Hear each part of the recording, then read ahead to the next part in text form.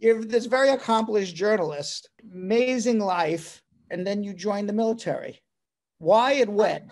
So I joined about 5 years ago. I had actually gotten, after living overseas, I was friends with a lot of diplomats. When I came back from India, I was like, well, the State Department sounds cool. So I went through that entire process a few times and I got in to become a diplomat. And then I ended up landing a job with the Associated Press. So a friend of mine who got deployed to Iraq back when I was in college, he re-enters my life in 2013. And I'm at the Associated Press in Chicago. He's swinging through Chicago. We have lunch. I tell him all about this. And he said, have you ever heard of the Navy has a program called the Direct Commission Officer Program. And they essentially try to recruit people who have a civilian skill set or a professional skill set that can augment the military in different areas that they need it in. And one of the areas is public affairs, which is the same thing that you got into the State Department for. You could do all of the things that you wanted to do. You could serve your country. You could travel around the world. You could learn strategic communication skills. Like, what do you think? And I was like, this sounds a little crazy, but let me find out more about it. So yeah, I went and talked to a recruiter, and it was funny because at the time I had a ton of preconceived notions about the military. The idea of someone like me wearing a uniform would have made everyone who knew me as a child laugh because I was like the most rebellious, like rule-breaking person I know. But then there was pieces of it that I was like, I'm an adrenaline junkie. I love to travel. I love challenges. So anyway, I went through the whole process with the military, and the next thing I know, I get a phone call from an admiral, and they're like, congratulations, you've been selected for a commission. You're going to Rhode Island and you're going to officer school. Can you tell me what training for an officer entails? So when I got into the Navy, they actually had an abbreviated officer school for the people who were part of this program. I mean, you learn everything from how to put your uniform on to like the different ranks to the way that the military or the Navy is structured, like it's organized in fleets. So you're learning a lot about history, geography, what makes up the Navy. You're learning really, silly things like how to march in a formation. You are doing physical training because twice a year we do have to take physical readiness tests, and you have to meet certain standards to stay in the military. And if you excel at those tests, it helps you promote faster. They're basically essentially trying to instill discipline, camaraderie, learn US history, learn about military history, kind of like all of that. For us, it was funny because we were part of this weird little program. So we were mostly all in our 30s. So the rest of the officer schools, they would look at us like, who's that weird senior citizen group that's marching around? Because we were all kind of old.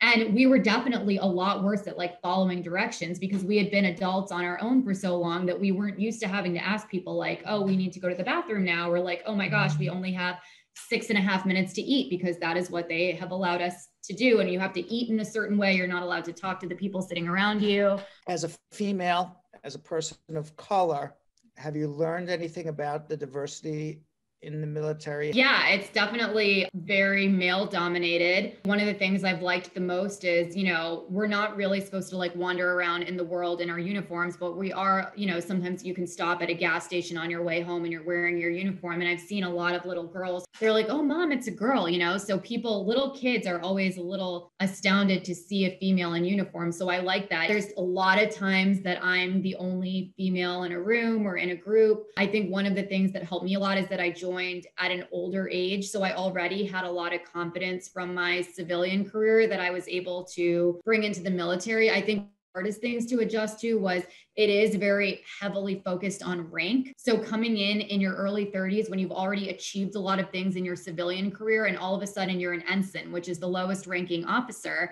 And so people sort of treat you like you're an intern, you don't know anything. And some people found that extremely frustrating, especially if they've achieved great things in their civilian careers. But even though on the communication side, I obviously know how to sort of like speak on camera to synthesize complex information and make it a little bit more digestible for people or viewers. On the military side, I have like a huge knowledge gap. So I kind of tried to do what I did in my TV career, which is just like everywhere I went, absorb as much as I could. Are you concerned about going to war? Would you get combat, or that doesn't concern you at all? Reservists deploy in some communities at a higher frequency than active duty people, which is kind of a little known fact. People, I think, hear the word reserve and they think it's kind of like a financial reserve where you only tap into it if it's an emergency, but that's not really the case. I mean, I don't think I would be fulfilled as a military reservist unless I do deploy. I'm actually shocked. I always thought active duty goes first and reservists would be second. Yeah, I mean, well, a lot of the active duty people have to kind of hold down the forts at all the bases around here. You know, even now I'm about to go on orders to Alaska for an exercise that's happening.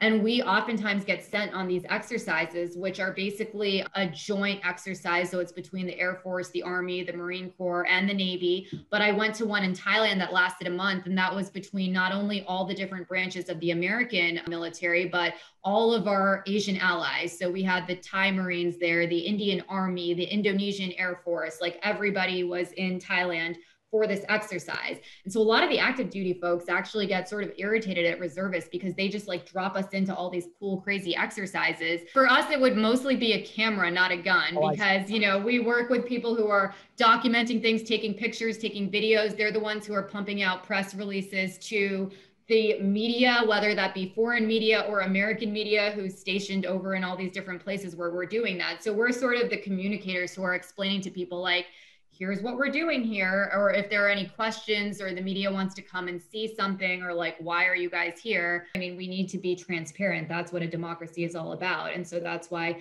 public affairs is essential. And for the same reasons that it's been challenging to be a journalist because of all of this technology and information, I think a lot of advanced militaries are realizing that information can also be weaponized. And so you're seeing a lot of different countries use information or propaganda to sway people's thoughts in different directions. Do you have a favorite moment or a favorite experience? Yeah, so Thailand was a great experience because I was there for like a month. But one of the really interesting things was I was mentioning a lot of the U.S. allies, militaries were also over in Thailand serving with us.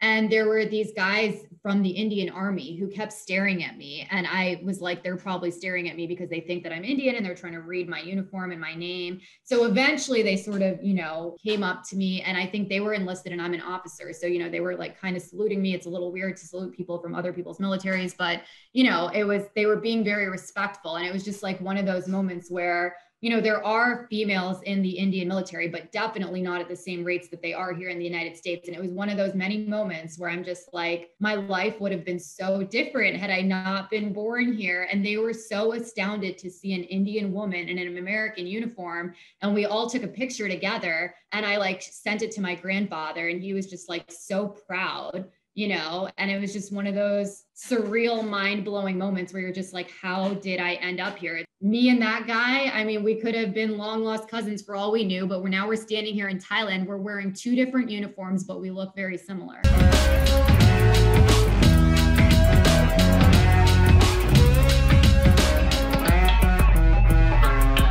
Thanks for watching. For more Brad Show Live, like and subscribe to our YouTube channel.